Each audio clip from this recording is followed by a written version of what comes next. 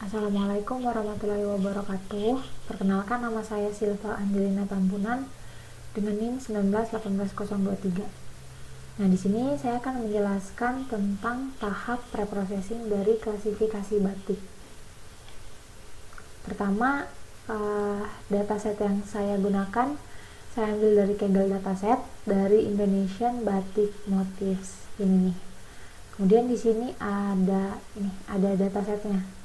Jadi dalam folder dataset ada dua directory lagi, ada dua folder, ada folder test sama folder train.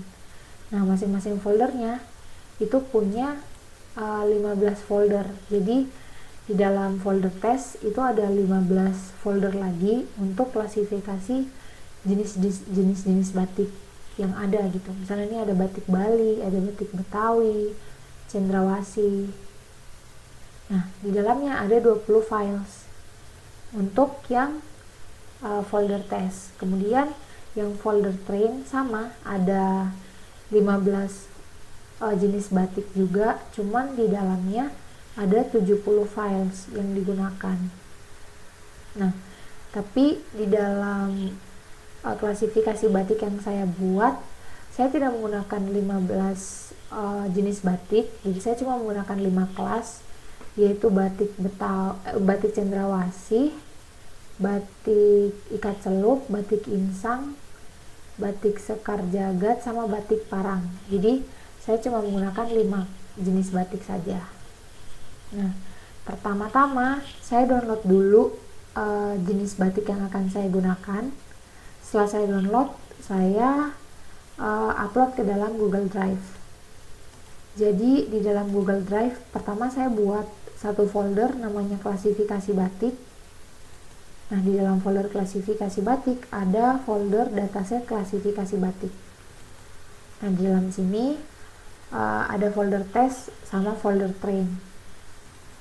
Nah, di dalamnya ada 5 jenis batik yang tadi saya gunakan.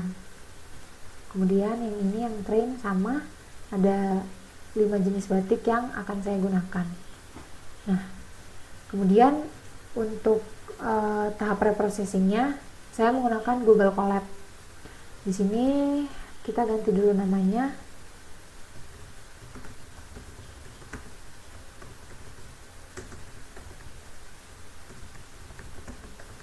Preprocessing klasifikasi batik.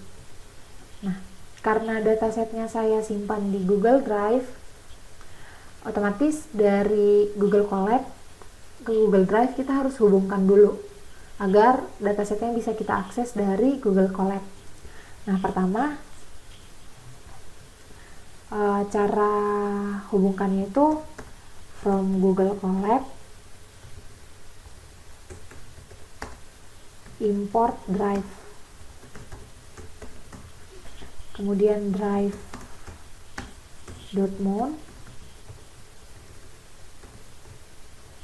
arahkan ke konten, kemudian ke drive. Di sini coba kita jalankan.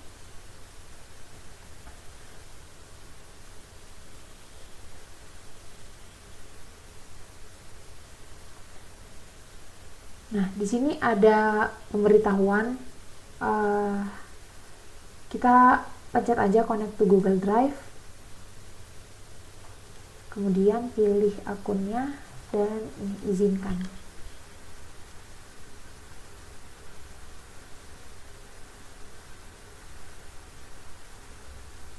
Nah, jika berhasil terkonek, maka akan keluar output mounted at seperti ini. Nah, ini berarti kita sudah berhasil menghubungkan Google Colab dan Google Drive-nya. Nah, bisa dilihat di sini di folder. Di sini udah ada folder drive, ada my drive, kemudian ada klasifikasi batik, dataset klasifikasi batik. Nah, di sini kedua folder yang akan kita gunakan. Kemudian saya coba import OS dulu, print os.listdir. Jadi di sini saya coba mau lihat ada kelas apa aja yang ada di dalam folder train. Jadi pertama kita arahin dulu ke konten, drive, kemudian my drive.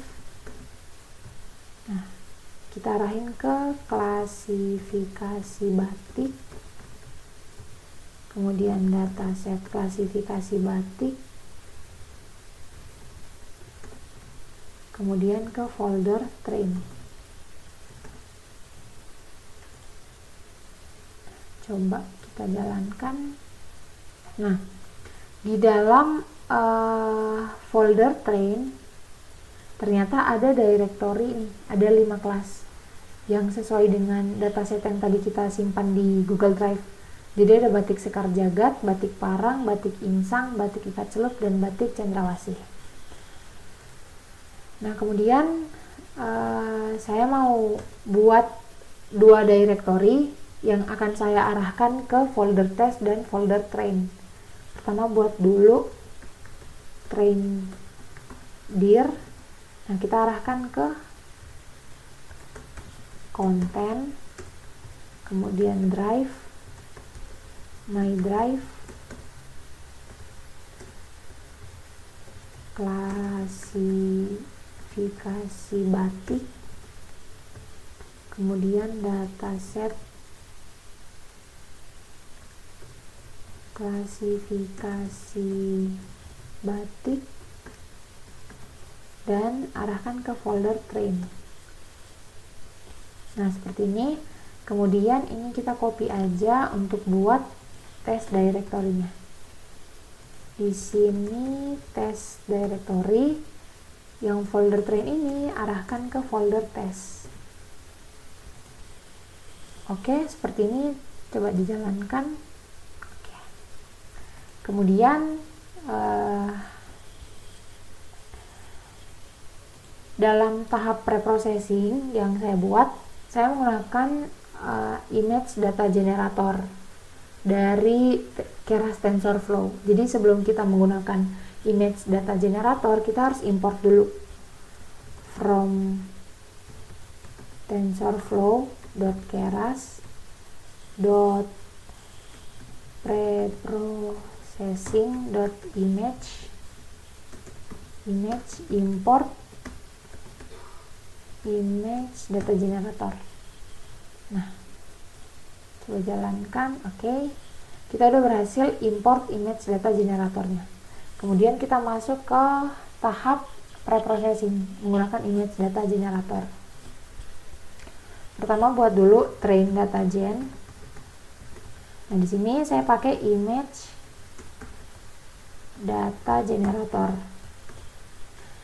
Nah, sebenarnya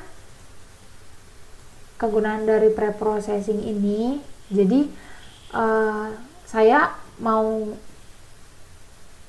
melatih sistem saya agar dia itu bisa mengenali berbagai bentuk data, berbagai bentuk jenis data gitu. Misalnya di sini saya buat rescale sama dengan 1:255. Nah, kayak gini. Jadi misalnya kita punya data kecil gitu. Nah, sistemnya itu bisa mengenali data sekecil apapun. Makanya di sini kita rescale 1:255. Kemudian kita buat horizontal flip sama dengan true. Jadi gambarnya itu kita mau flip secara horizontal, kemudian vertical flip, true juga. Kemudian untuk rotasinya,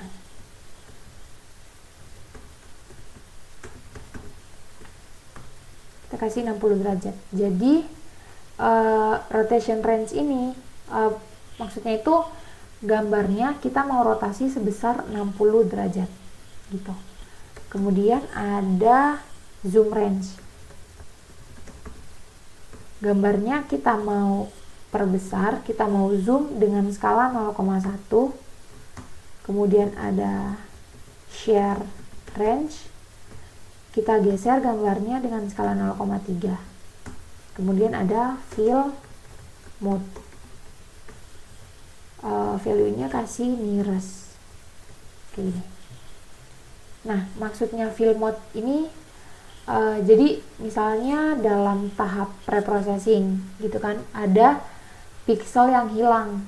Nah, pixel yang hilang itu akan digantikan oleh pixel terdekatnya gitu. Makanya di sini fill mode-nya value-nya kasih nearest. Kemudian ini di copy aja untuk buat yang tes data gen-nya.